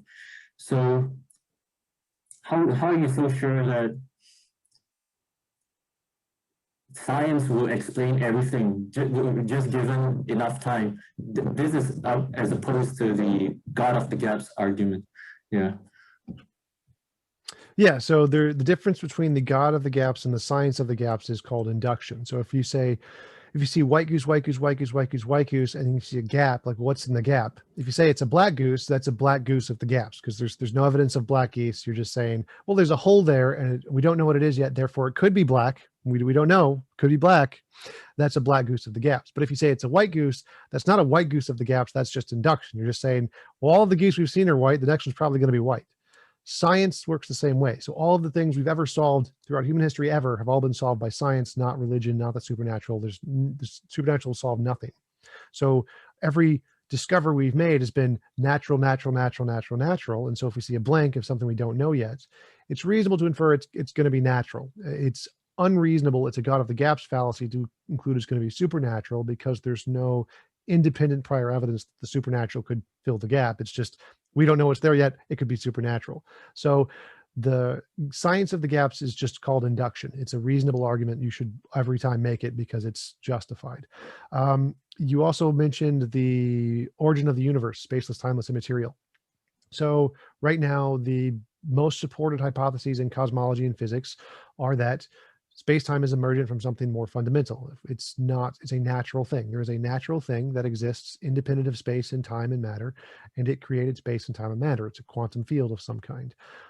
These quantum fields have significantly more evidence than any supernatural properties. Every single part of the mathematical equations for these theories has been verified. So like the multiverse hypothesis, just to pick one, is a combination of early universe inflation, which was demonstrated through Guth's early universe inflation predictions about the cosmic microwave background, which were discovered to be correct, and vacuum states, which were discovered in the Casimir effect.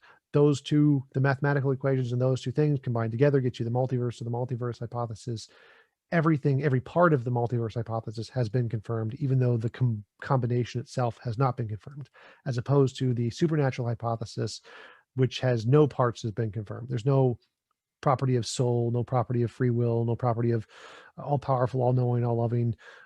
Those things, there's no evidence of any of those things, whereas there is extremely good evidence for every one of the parts of the physics theories. And so for the exact same reason as the science of the gaps isn't a fallacy, it's more reasonable to infer that the origin of the universe will be answered by physics rather than a unsupported supernatural being.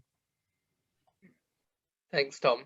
Apologies for my own lack of clarification. For future questions, kindly direct the question towards the speaker. But that's a really good question, and so I just want to check. Does Dr. McLatchie want to respond to Christopher's question as well? To that previous one, when it comes to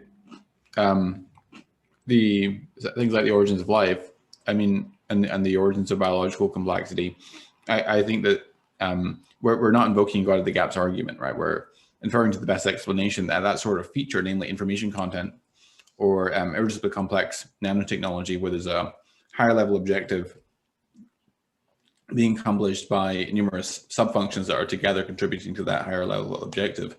That sort of feature is not at all unsurprising given the hypothesis of design, but it's very surprising given the falsehood of design. And therefore it constitutes positive confirming evidence for the design hypothesis.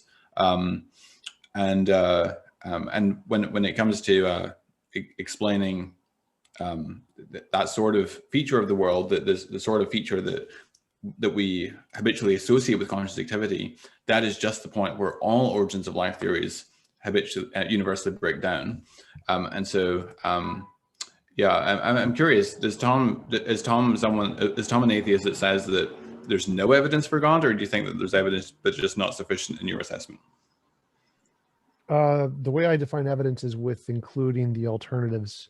And so it would not count as evidence under my epistemology, but I don't define evidence the same way you do. So I don't just count anything that would be true if the hypothesis is true. I don't count that as evidence. I would say it's only evidence if it's the most likely thing given all the hypotheses. So for example, your fine-tuning argument, if there is a determining law of physics that causes all of the forces to be set as what they are, that would, based on your definition of evidence, be equally as supported as confirmatory evidence of this hypothesis. The fine-tuning would be confirmatory evidence of this hypothesis as well as design, because all that it takes to count as evidence under your hypothesis is that if this theory is true, is this what we would expect? So if we expect that there is a single law of nature that intertwines all of the physical forces to make them what they are, if we expect this to be true, we would see these physical forces, we see these physical forces, therefore that would also be evidence given your definition.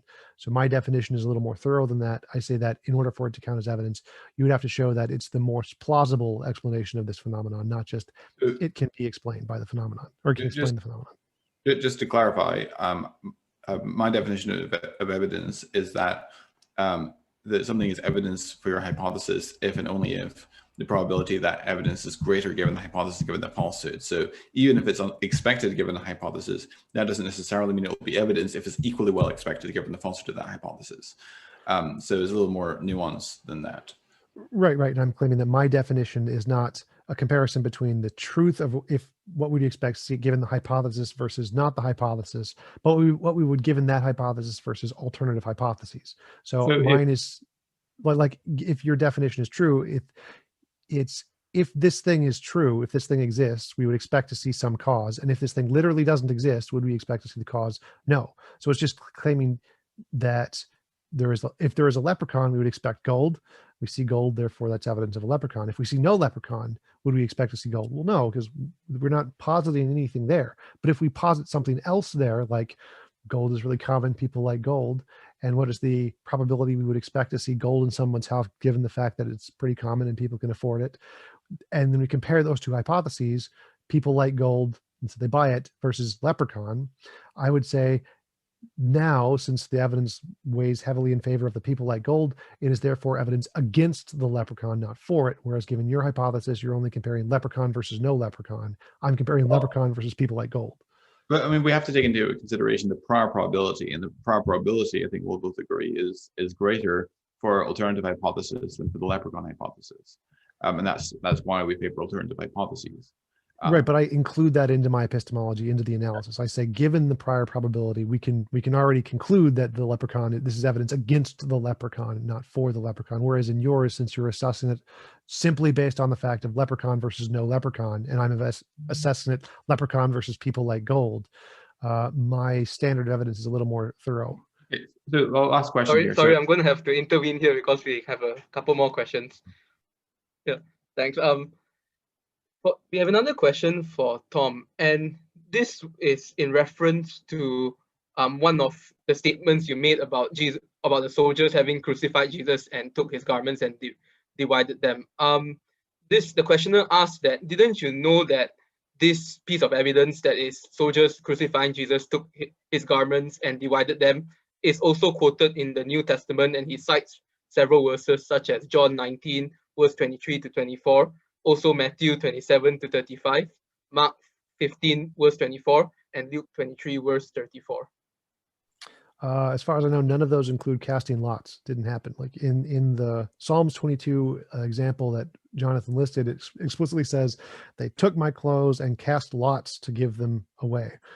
Do any of those include casting lots? The answer is no. Oh, all right. And actually, the references mention casting lots. You have to check to believe it. Maybe Brendan, you can give the references again. All right.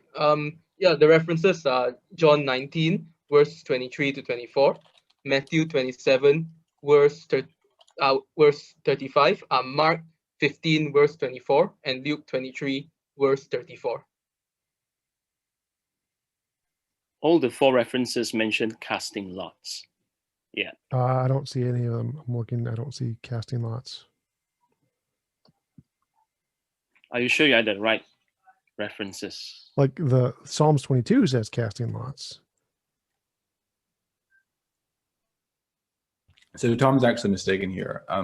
Matthew 27:35, when they had crucified him, they divided his garments among them by casting lots. Mark 15:24, and they crucified him and divided his garments among them, casting lots for them to decide what you should take. So all right, fair enough. I can grant I'm wrong on that one. I see it now. Yeah. All right, thanks. Also John 19:24 as well. Let's not tear it, but cast lots for it to see whose it shall be.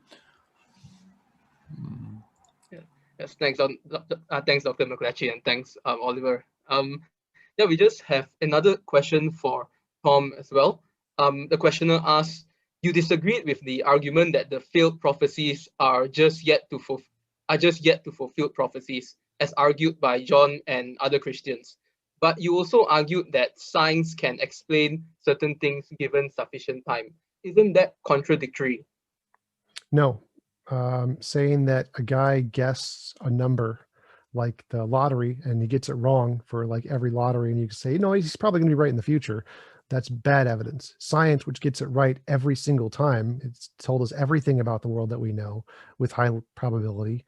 Saying it's going to get it right is reasonable. So since the Bible has gotten pretty much everything wrong, it's more reasonable to infer it's like the guy who's just guessing randomly and keeps getting it wrong. So no, they're not in any way analogous. A science textbook inferring the science is true is reasonable. Inferring the Bible is true is unreasonable. Like most of the characters in the Bible didn't exist. Abraham didn't exist. Moses didn't exist. Cain and Abel didn't exist. Most of the stories in the Bible are false, as accepted by the vast majority of historians. This, assuming that it would be true, given the fact that the vast majority of it is false, would be unreasonable. Assuming science is true is extremely reasonable. All right, thanks, Tom. Does anyone have any further questions, whether they like to unmute and ask, directing the question to the speaker, or whether they would like to ask on Slido? Going once. Hey Tom, good to see you again. Hey, Hey, Mark here. I have longer hair than the last time we met. Good to see you again. yeah, remember you were in the background was the Buddhist temple, I think. The very Yes, pretty that's temple. right. Yeah. So the other guy that looks like Jesus was actually the Buddhist, and I was looking like a Buddhist, but I was actually the Christian. Yeah, that was the one. Just a question, because you were mentioning that that you noticed that there are certain like messianic prophecies that in your either in your opinion or in other people's interpretation, Jesus has failed. So I'm curious to know who do you usually refer to define which ones are messianic prophecies and which ones not, and how do you categorize whether something has failed or passed? Do you have a source that you can share? Because I'm quite curious as to the source of your knowledge, other than that almighty lazy boy chair of yours that you're sitting on. Yeah, I just asked the Jews. So I just emailed some Jewish scholars and they gave me a list. So, I mean, I can send you their work or something if you email me after. Okay. Do you mind if I follow up the question? Sure. Judaism has had an evolution from first temple to second temple to even during the Roman times. So how can you be sure that their current interpretation in light of Jesus the Messiah is consistent with what they were even thinking in terms of time of Solomon? Because because it is quite clear that the Jews just didn't want Jesus to be Messiah simply because they didn't like him. So there's already a bias towards that in the first place. Would you think? Not really. So I think that the contemporary Jewish interpretation and the past Jewish interpretation was that the Messiah was going to come back and actually rule Israel and take over with the sword and actually literally reign. I'm pretty sure that was the interpretation back then and today. That's kind of the consensus. Other than like I'm not an expert on Jewish scholarship, so I can't give every single example, but I'm pretty sure that's a pretty easy one to go to, that the contemporary understanding is probably the same as the past one. Okay, cool. All right, thanks, Mark.